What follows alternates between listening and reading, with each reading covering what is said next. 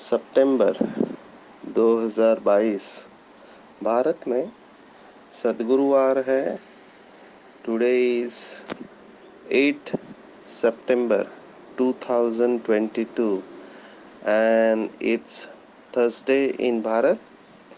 आज की मुरली का जादुई रहस्य स्वयं को प्रेरणा देने के लिए magical secrets of today's murli for motivating the self. आज की साकार मुरली में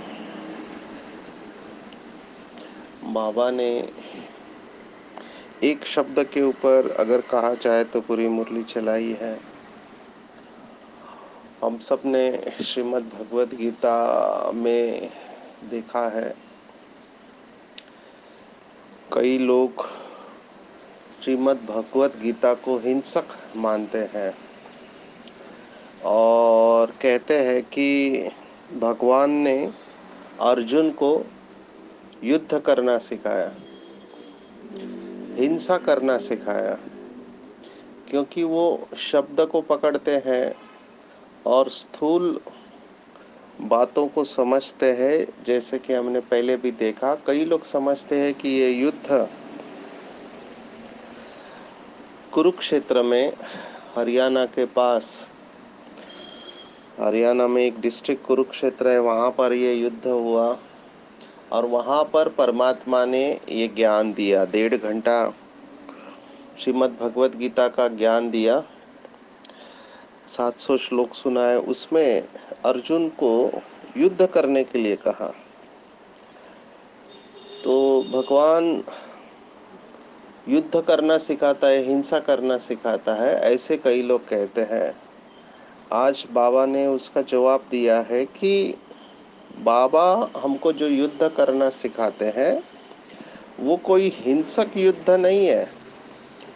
भगवत गीता स्टडी ग्रुप में हमने 2 श्लोक देखे। एक दूसरा अध्याय है सांख्य योग और एक 8वां अध्याय अक्षर ब्रह्म योग। 8वें अध्याय का 7वां श्लोक काफी फेमस हुआ। भक्ति मार्ग में भी इसके ऊपर लोग प्रवचन देते हैं। वो श्लोक इस तरह से है, तस्मात् सर्वेषु कालेषु मामनुस्मर युद्धम च युद्ध च। माना आप सर्व काल में मेरी याद में युद्ध करो। मय्यार्पित मनोबुद्धि, मन और बुद्धि को आप मुझे अर्पण करो। मामे वैश्यसि न संशयम, तब आप मेरे पास आ जाएंगे, इसमें कोई भी संशय नहीं है। ये एक श्लोक है, मामनुस्मर युद्ध च, माना मेरी याद में तुम युद्ध करो तो तुम मेरे पास आ जाओगे। और इसी भाव से दूसरे अध्याय में सांख्य योग कपिल मुनि का, उसमें 37वां श्लोक है, हतो वा प्राप्स्यसि स्वर्गम जीत्वा वा भोक्ष्यसे महिम तस्मात् उत्तिष्ठ कौन्तेय युद्धाय कृत निश्चया। कृत निश्चय करो, दृढ़ निश्चय करो कि तुम्हें युद्ध करना है, क्योंकि तुम मर गए तो भी स्वर्ग में जाओगे और तुम जीत गए तो स्वर्ग का राज्य भाग्य भोगोगे। अभी कितनी सिमिलैरिटी है बाबा की मुरली में और इन बातों में। बाबा कहते हैं कि पवित्रता के लिए तुम्हें मरना पड़े तो भी मर जाओ तो भी तुम उच्च पद पाओगे, लेकिन पवित्रता नहीं छोड़नी है। और अगर तुम लास्ट तक बचे तो अपने आंखों से देखोगे। बाबा ने एक मुरली में कहा था कि फरिश्ते देवताओं को वरमाला पहनाएंगे। कितने ब्राह्मण बीके भाई बहने लास्ट तक बचेंगे हम नहीं जानते, आखिर में क्या होने वाला है और क्या हम इन आंखों से ये सब युद्ध देखेंगे। और अगर हम शरीर छोड़ेंगे तो कैसे शरीर छोड़ेंगे, तो बाबा ने इसके बारे में कुछ बातें बताई है। जैसे ही ये शांतिवन बना आबू रोड में, तो बाबा ने कहा ये ब्राह्मणों की चढ़ती कला का एयरपोर्ट बनेगा। यहाँ बहुत सारे बाबा के बच्चे आके अपना कल्प का वर्षा प्राप्त करेंगे। और लास्ट में सभी ब्राह्मण आबू में पहुंच जाएंगे और सोने के लिए बाबा ने कहा था कि पट में सोना पड़ेगा, हाथ को सिर के नीचे लेकर सोएंगे। और बाबा ने कहा था कि दिन में आप सोओगे, रात में आप जागोगे। आबू रोड से आबू तक लाइन लगेगी। ये सब बाबा ने बताया हुआ है। बाबा की बहुत सारी बातें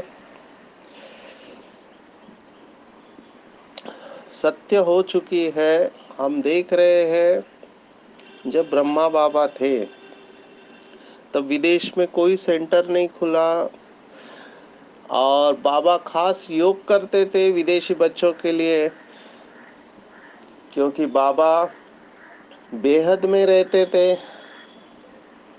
तो बेहद में रहने के कारण बाबा विश्व के सभी बच्चों को देखते थे और बाबा का विजन था कि विश्व से इतने सारे बाबा के बच्चे आएंगे तो उनको रहने के लिए स्थान तो बनाना चाहिए।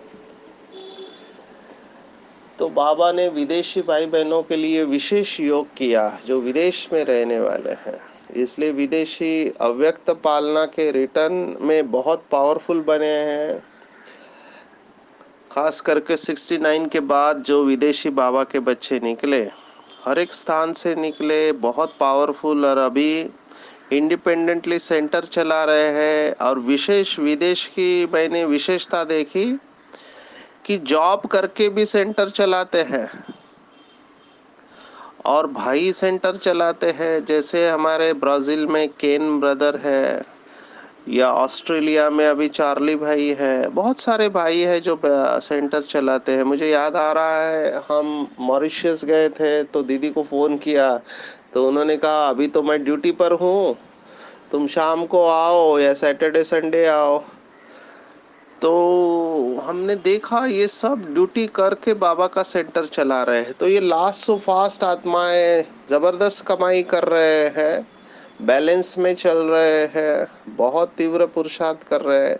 तो बाबा ने इनको इमर्ज किया था और आज वो देखो बाबा के बच्चे विदेशी है, कौन सी भाषा है, कौन सा कल्चर है, लेकिन अपने आप को एडाप्ट कर लिया ब्राह्मण कल्चर के साथ में। बाबा ने मुरली में कहा था ना, कोई कहता है मैं अमेरिका वाला यूरोप वाला हूँ, तो बाबा ने कहा नहीं, आप ब्राह्मण कल्चर में आ गए। ऐसा नहीं कहे हमारा कल्चर अलग है तुम्हारा कल्चर अलग है, हम सबका कल्चर ब्राह्मण कल्चर है। तो विदेशी भाई बहन स्पेशली बहनें साड़ी पहनती है और सुबह अमृत वेला उठ के दादी ने उनके अंदर ऐसी विशेषता भरी है कि अमृत वेला उठ के स्नान करके योग करना है। और मेजॉरिटी सेंटर पर अमृत वेला सभी भाई बहने आते हैं और संगठन में योग करते हैं। ये दादी जानकी का कमाल है। तो ऐसे बाबा के बच्चे आने वाले थे, बाबा ने विजुअलाइज करके इमर्ज करके इनको सकाश दिया है। और जो भारत में है, आप सोचो सभी शास्त्र पढ़े लिखे, भारत भारत भगवान की जन्मभूमि है, यहाँ सब कर्म कांड होते, कितने मंदिर कितने देवता है, बहुत कंफ्यूजन है। विदेशियों में इतना कंफ्यूजन नहीं है क्योंकि शास्त्र ही नहीं पढ़े हैं। हाँ, हालांकि जिस भी कंट्री में रहे हैं वहाँ का धर्म ग्रंथ, बाबा ने कहा ना, जिस जिस धर्म में कन्वर्ट हो गए हैं वो सेवा के लिए गए हैं। अगर बाबा के बच्चे विदेश में नहीं गए होते तो विदेश में इतनी सेवा नहीं होती। तो वहाँ के उस समय का जो भी धर्म है, जैसे क्रिश्चियन है, इस्लाम है, तो उस धर्म की बातें हैं, लेकिन उसका भी यथार्थ स्पष्टीकरण उन्होंने समझ लिया है और बाबा के पक्के बच्चे बन गए हैं। तो कमाल तो विदेशियों की है। भारत में पहले से ही संस्कार है, वहाँ तो आत्मा को भी नहीं मानते, लेकिन यहाँ पर तो आत्मा परमात्मा और बहुत सारे बिलीफ सिस्टम के साथ है बाबा के बच्चे। तो विदेश हो या देश हो, बाबा ने कहा माया किसी को नहीं छोड़ती है और हम युद्ध के मैदान में हैं। 24/7 हम युद्ध के मैदान में हैं। तो ये 2 श्लोक है, दूसरे अध्याय में 37वां श्लोक और 8वें अध्याय में 7वां श्लोक। इन श्लोकों के द्वारा लौकिक भगवत गीता भी कहते हैं कि तुमको युद्ध करना है, भागना नहीं है। इस समय का सबसे बड़ा विकार जो है डर है। डर है या मोह है, या आज की मुरली में जैसे बाबा ने फिर से कहा कि काम कटारे, तुम डबल अहिंसक हो। तो वो समझते हैं कि भगवान ने स्थूल हथियार वैसे युद्ध करना सिखाया, लेकिन ऐसा नहीं है। बाबा ने जो हमको सिखाया वो है माया के साथ युद्ध करना और माया को हराना, ये बाबा ने हमको सिखाया है। तो हम डबल अहिंसक है। कुछ दिन पहले मुरली में आया था ना, इनकॉग्निटो, शिव शक्ति सेना है हम। डबल अहिंसक इनकॉग्निटो शिव शक्ति सेना है हम। तो हम न काम की कटारी चलाते हैं, न क्रोध की हिंसा करते हैं। काम और क्रोध यूजुअली साथ में जाते हैं। जो भी भाई बहने क्रोध को जीतना चाहते हैं वो अपनी कामनाओं को चेक करे, कारण कामेशु क्रोधेशु कहा हुआ है। हमने देखा दूसरे अध्याय में, कामात क्रोधो भी जायते, 62-63वां श्लोक पूरा क्रोध के ऊपर है कि विषयों का चिंतन करने से काम की उत्पत्ति होती है, और काम पूरा नहीं हुआ तो क्रोध की उत्पत्ति होती है। क्रोध से बुद्धि का नाश होता है, बुद्धि का नाश होने से सर्वनाश हो जाता है। बहुत सुंदर श्लोक है। ध्यायतो विषयान् पुंसा संगस्ते शुपजायते, संगात संजायते कामः, कामात् क्रोधो विजायते, क्रोधात् भवति सम्मोहः, सम्मोहात् स्मृति विभ्रमा, स्मृति भ्रंशात् बुद्धिनाशो, बुद्धिनाशात् प्रणश्यते। तो जो भी भाई बहने क्रोध को जीतना चाहते हैं वो अपनी कामनाओं को चेक करे। एक होती है हद की कामना, एक बेहद की कामना, एक होती है अपने प्रति कामनाएं या अपेक्षाएं, और एक होती है दूसरों के प्रति अपेक्षाएं और कामनाएं। ये दोनों दुखी करती है और गुस्से को बढ़ाएगी। जैसे मैं देख रहा हूँ बहुत सारे इंटेलेक्चुअल्स, बुद्धिजीवी बाबा के बच्चे पढ़े लिखे हैं, बहुत ऊंचा लक्ष्य रखते हैं, अच्छी बात है, लेकिन जब लक्ष्य के तक नहीं पहुंचते हैं, मन और बुद्धि को फुल स्टॉप नहीं लगा पाते, एकाग्र नहीं हो पाते, संस्कार नहीं परिवर्तन होते हैं, जितनी चाहते हैं उतनी सेवा नहीं कर पाते, तो निराश हो जाते, फ्रस्ट्रेट हो जाते, फिर गुस्सा आता है, अपने ऊपर ही गुस्सा आता है, और कुछ लोगों का दूसरों के ऊपर गुस्सा आता है कि ये पुराना होके ऐसे करते हैं या इसे ऐसा नहीं करना चाहिए वगैरह वगैरह। तो खुद से और दूसरों से अपेक्षा रखते हैं, कामनाएं रखते हैं, और ये कामनाएं पूर्ण नहीं होती तो क्रोध आता है, और ये अपवित्रता है। तो बाबा ने आज मुरली में कहा है कि बच्चे जितना तुम, अभी सॉल्यूशन क्या दिया है बाबा ने, कि जितना तुम एक बाप के साथ योग लगाएंगे उतना तुम दुश्मन के ऊपर जीत पाएंगे। वैसे योगियों का कोई भी दुश्मन नहीं होता है, लेकिन बाबा ने आज कहा है कि रावण तुम्हारा पुराना दुश्मन है और तुम्हारी लड़ाई खौफनाक है। केवल खौफनाक नहीं, बड़ी खौफनाक बताया।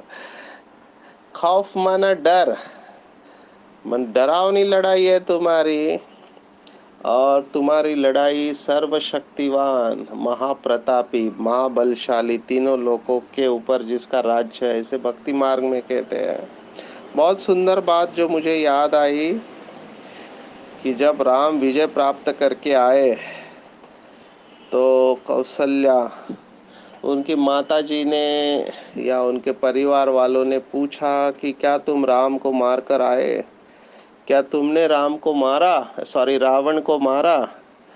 तो श्री राम ने जवाब दिया कि लंकाधिपति है ना, तीनों लोकों के गाता, तांडव तांडव श्लोक के रचयिता है ना, महाशक्तिशाली, महाबलशाली, महाप्रतापी रावण को मैंने नहीं मारा, लेकिन रावण को उसके मैंने मारा। तो व्यक्ति को खत्म करने वाला उसका मैंपन होता है, अहंकार, अशुद्ध अहंकार जिसको बाबा कहते हैं। तो रावण माना हम सब के अंदर जो अशुद्ध देह अभिमान है, देहभान और देह अभिमान, यही हमारा दुश्मन है। अगर किसी को अपना दुश्मन देखना हो तो ऐसे लौकिक में कहते हैं कि आईने के सामने खड़े हो जाओ, तुमको तुम्हारा दुश्मन दिखाई देगा। और एक बात कहते हैं साइमल्टेनियसली साथ में कि अगर किसी को अपना दोस्त देखना हो तो भी आईने के सामने खड़े हो जाओ, तुमको तुम्हारा दोस्त दिखाई देगा। और ये भी भगवत गीता में लिखा हुआ है, 6ठे अध्याय में 5वां श्लोक, उद्धरेत आत्मानाम आत्मानाम अवसादेत आत्मेव आत्मना बंधु आत्मेव रिपुरात्मना। तो ये दुश्मन शब्द के ऊपर हम चल रहे थे। तो रावण हमारा दुश्मन नहीं या दोस्त है, तो आज की मुरली में बाबा ने दुश्मन कहा है। मैं रावण को दोस्त समझता हूँ, आप इसको गलत नहीं लेना। दोस्त किस तरह से कि ये ऊर्जा है ना, ऊर्जा को परिवर्तन करना होता है, आत्मा को परिवर्तन करना है। ट्रांसफॉर्मेशन शब्द अंग्रेजी में आता है। ट्रांसफॉर्म, दो शब्द, ट्रांस माना बियॉन्ड, परे ते परे, फॉर्म माना रूप के परे ते परे जाना। मतलब इन सभी रावण की ऊर्जा को हमको परिवर्तन करना है। ऊर्जा वही रहेगी, सिर्फ उसका रूप परिवर्तन हो जाएगा। जैसे आज की मुरली में आया है, शब्द आया है, बाबा ने शब्दों में पकड़ा है शास्त्रवादियों को। एक तरफ कहते हैं ब्रह्म ही सत्य है, अहम ब्रह्मास्मि कहते हैं ना, कि ब्रह्म ही भगवान है। अच्छा, तो ब्रह्म भगवान है तो दूसरे तरफ ऐसा क्यों कहते परमात्मा नाम रूप से न्यारा है? ब्रह्म तो नाम हो गया, ये सवाल बाबा ने पूछा है। तो ऐसे बाबा के सवालों को नोट करके तुरंत रख लेना चाहिए, ताकि सामने वाले सोचने पर मजबूर हो जाए।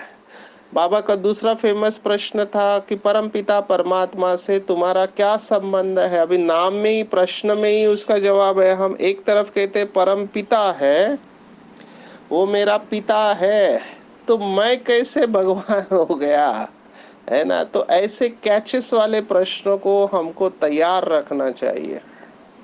ये सब प्रश्नावली बहुत सुंदर है मुरलियों में। बाबा हमको सोचने पे मजबूर करता है, लॉजिक तर्क से चलता है, इमोशनल नहीं होता है। इसलिए बाबा मुरली में आज कहा है, बहुत बार बाबा ने ये मुरली में कहा है कि मैं जो हूँ, जैसा हूँ, इस रीति तुम्हारे में भी नंबरवार जानते हैं। कोटों में कोई इस राज को समझते हैं? आप सोचो, भक्ति मार्ग में शिव बाबा को लिंग समझते, कितना बड़ा लिंग है। अभी एक मैं रिपोर्ट पढ़ रहा था, कहीं पर एक शिवलिंग का मंदिर है तो वहां का शिवलिंग बढ़ते जा रहा है, बढ़ते जा रहा है। तो ये भी बहुत सारी बातें हैं, भक्ति मार्ग की गुह्य बातें हैं। औरंगाबाद में एक मंदिर है जिसके 4 खम्भ है, वो कहते हैं ये 4 युगों के प्रतीक है। 3 टूट चुके हैं और चौथा एक ही खंबे के ऊपर वो मंदिर है। अगर वो टूट गया तो विनाश हो जाएगा, ऐसे कहते। पानी के अंदर है वो शिवलिंग। ऐसी बहुत सारी बातें भारत के अंदर है। हम इसके रहस्य को नहीं जानते, सच क्या है झूठ क्या है। लेकिन कहने का भाव ये था कि बाबा जो है, जैसा है, बाबा ने बहुत बार मुरलियों में कहा मुझे बहुत कम बच्चे जानते हैं। इवन दादिया भी शुरुआत में शिव बाबा का स्वरूप जो है वो ज्योति स्वरूप समझते थे, लेकिन फिर धीरे धीरे बाबा ने अपना सही रूप बताया चालू किया कि मैं इतना बड़ा ज्योति नहीं हूँ, मैं तो बिंदी हूँ, एकदम सूक्ष्म बिंदी है। और आज बाबा ने उसके लिए उदाहरण दिया है खसखस। खसखस हम सब जानते हैं, मुझे पता नहीं दूसरी भाषा में क्या बोलते हैं, खसखस हिंदी में बोलते हैं। और ये किचन में, रसोई में गरम मसाले के डब्बे होते हैं उसमें होती है। एक्चुअली आपको आश्चर्य लगेगा, खसखस ये नशे की चीज है। खसखस से नींद आती है। और मुझे तो वंडर लगा, दुबई के हमारे भाई ने कहा कि हम तो खाने में खसखस इस्तेमाल करते हैं, लेकिन अगर हम यहाँ से भारत से दुबई में खसखस लेकर गए और उन्होंने आपको पकड़ा तो आपको जेल हो सकती है, वहां पे खसखस इस्तेमाल नहीं कर सकते। तो खसखस का दाना बहुत पतला होता है, सूक्ष्म होता है, तो बाबा ने कहा इससे भी सूक्ष्म है। हमने दूसरे अध्याय में श्रीमद् भगवद गीता के देखा, शब्द आया है 24वें श्लोक में। पहले आत्मा का वर्णन आता है 23वें श्लोक में, नैनम छिंदन्ते शस्त्राणि नैनम दहति पावका न चैनम क्लेदयन्त्याप न शोषयति मारुता। ये आत्मा का वर्णन है कि इसको काट नहीं सकते, जला नहीं सकते, सुखा नहीं सकते। तो लोगों ने कहा प्रकाश ही एक ऐसी चीज है, लाइट, जिसको काट नहीं सकते, जला नहीं सकते। बिल्कुल ठीक है, प्रकाश है। और प्रकाश के दो रूप होते हैं वर्तमान भौतिक शास्त्र के अनुसार।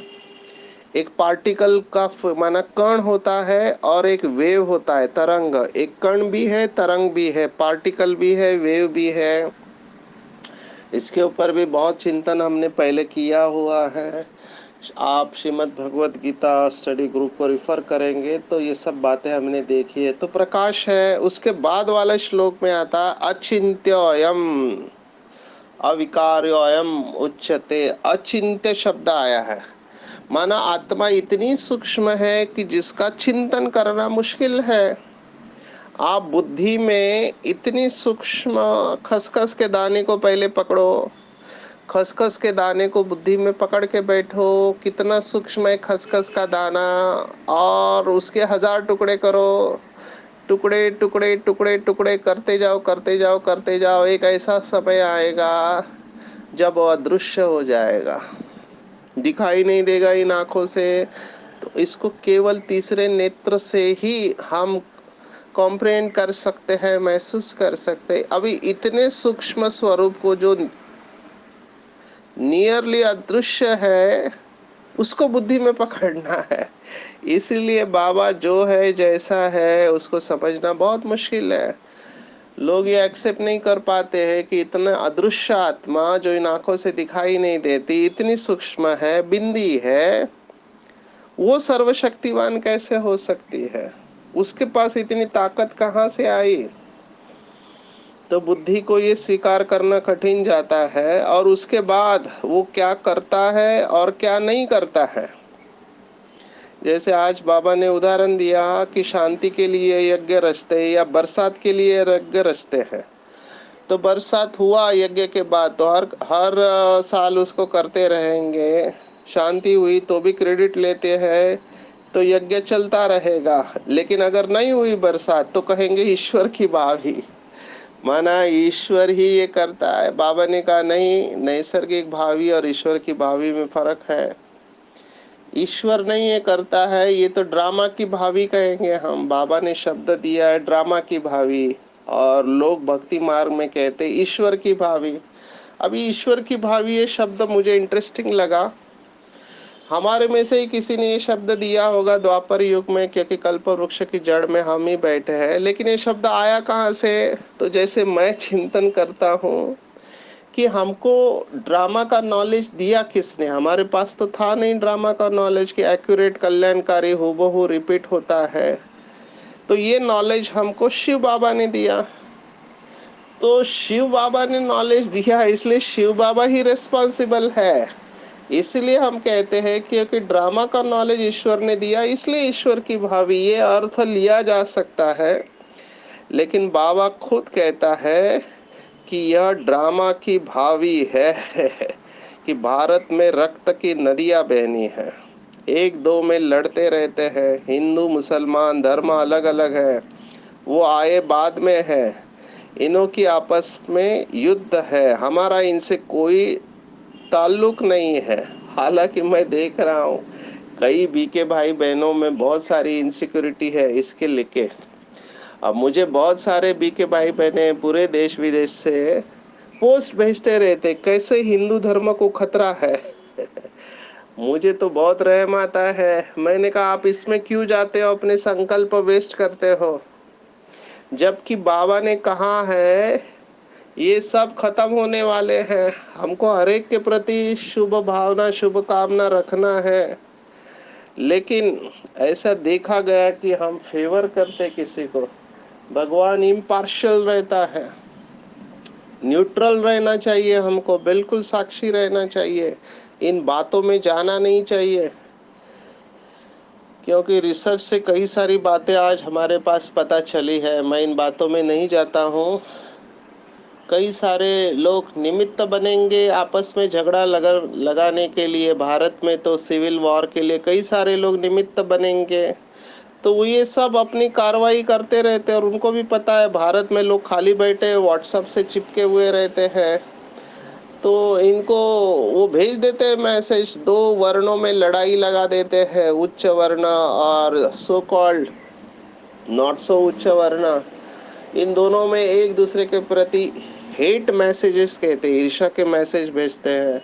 दो धर्मों के अंदर भी युद्ध लगाने के लिए निमित्त बने कितने सारे भाई बहने। मैं कहता हूँ please don't send me such message, क्योंकि वो मैसेज इस तरह से वर्डेड होते हैं कि उसको पढ़ने के बाद आपके अंदर असुरक्षितता की फीलिंग आएगी।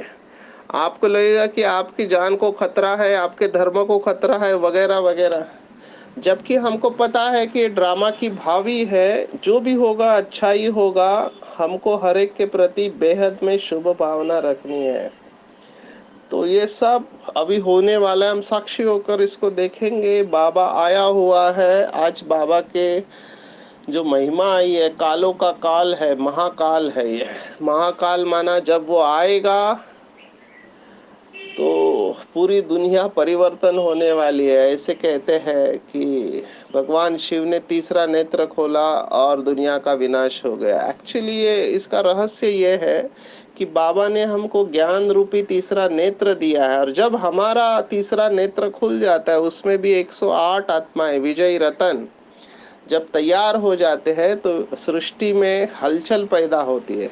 क्योंकि इतनी तैयार आत्माएं सतयुग की तैयार है, तो ये सृष्टि जो है, प्रकृति है, उनके लिए नई दुनिया उसको तैयार करनी पड़ेगी। ये ड्रामा की भावी है, क्योंकि ऐसी पावन आत्माएं इस पुरानी दुनिया में नहीं रह सकती। तो जब इतनी 108 आत्माओं का तीसरा नेत्र पूरी तरह से खुल जाता है, तब विनाश होता है। तो ये हमारे हाथ में है। तो बाबा ने आज दो उदाहरण दिए भक्ति मार्ग के, एक सर्प खाल छोड़ता है और भ्रमरी का। ये सब हमसे लागू होते हैं। बाबा की दूसरी जो महिमा आई है वह सौदागर, रत्नागर और जादूगर, क्योंकि ये जादू ही है। अजामिल जैसे पापी आत्माओं को बाबा इतना श्रेष्ठ बनाता है। मैं हमेशा कहता हूँ जो निराश होते हैं उनको हिम्मत मत हारना, क्योंकि लौकिक भगवत गीता भी हमको हिम्मत दिलाती है। अपि चेतसी पापेभ्याम सर्वेभ्याम पापकृतम सर्व ज्ञानम प्लवेनेव वृजिनम संतरिष्यसि। कि आप पापियों में से भी पापी हो। 9वें अध्याय में भी ये श्लोक आया हुआ है इसी भाव से। अपि चेत सुदुराचार भजतो माम अनन्य भाग साधुरेव समन्तव्य सम्यगितो व्यवस्थितो ईस। ये जो दोनों श्लोक है बहुत शक्ति देने वाले हैं कि आपसे कितने भी पाप हो गए, गलतियां हुई है, आप निराश मत होना। सच्चे दिल से, साफ दिल से एक परमात्मा को सरेंडर हो जाओ, तो तुम्हें सर्व पापों से मुक्त कर देगा। तो रूहानी यात्रा पर रहना है, पवित्रता को धारण करना है, और यही हमारी श्रेष्ठता है। बाबा ने आज कहा कोई भी श्रेष्ठ कार्य होते हैं तो ब्राह्मणों को बुलाते हैं। ये किसका गायन है? नामधारी ब्राह्मण तो बहुत है, लेकिन हम बाबा के बच्चे, जैसा नाम वैसा काम करने वाले विशेष आत्माएं साधारण कर्म भी बाबा की याद में करते। झाड़ू मारना, कपड़ा धोना, खाना बनाना या और कोई भी साधारण कर्म बाबा की याद में करते हैं तो भी विशेष हो जाता है और हमारा यादगार बन जाता है। ऐसे विशेष कर्म करने वाले पुरुषोत्तम और विशेष आत्माएं पवित्रता को धारण करते हैं, और ऐसे बाबा के बच्चे सुख की अनुभूति खुद भी करते हैं, और जो भी उनके संबंध संपर्क में आता है वो भी स्वयं को मास्टर सुखदाता बन अनुभव कराते हैं। तो ये बाबा के बच्चों की कमाल है। तो चेक करना चाहिए आज दिन भर में कि मैं माया से युद्ध करने में हार तो नहीं जाती हो। उत्तिष्ठ उत्तिष्ठ उत्तिष्ठ, खड़े हो जाना चाहिए, बाबा का हाथ पकड़ के युद्ध में स्थिर हो जाना चाहिए, कभी भी निराश नहीं होना चाहिए। चाहे कितना भी बड़ा पेपर आए, सर्वशक्तिवान मेरे साथ है, इसलिए मेरी विजय निश्चित है। भगवत गीता का आखिरी श्लोक, यत्र योगेश्वरः कृष्ण यत्र पार्थ धनुर्धरः तत्र श्रीर्विजयो भूतिर्ध्रुवम् नीतिर्मतिर्मम। जहाँ योगेश्वर शिव बाबा है, योग सिखाने वाला ईश्वर, और अर्जुन है, वहां संसार की कोई भी ताकत इन्हें हरा नहीं सकती। वहां श्री ऐश्वर्य और विजय निश्चित है, निश्चित है, निश्चित है। अच्छा, ओम शांति।